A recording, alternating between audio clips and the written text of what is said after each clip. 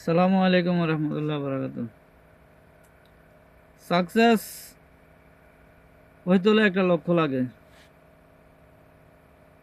এখন আপনি কোথায় যেতে চান, কত দূর যেতে চান, আপনার আপনার এমটা কি? যদি আপনার এমটা যদি জানা থাকে যে আপনি কোথায় যেতে চান, কতটুকু আপনার আপনার অ্যাবিলিটি আছে, একটু ধৈর্য ধরে অপেক্ষা করা জরুরি। এবং কি টাকা পয়সা রোজগার করি, কিছু টাকা পয়সা হাতে রেখে সবসময় চিন্তা ভাবনা করার দরকার। আপনি কোথায় যেতে চান, কি করতে চান, 10 বছর পরে আপনার অবস্থান কোথায় যাবে।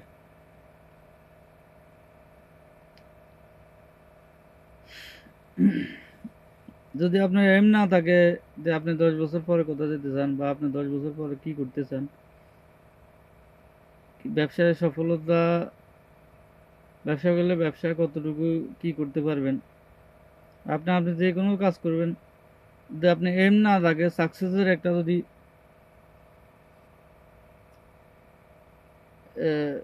সাকসেসের জায়গা যদি পৌঁছানোর জন্য এম না থাকে, তাহলে আপনি কখনো পৌঁছাতে পারবেন না।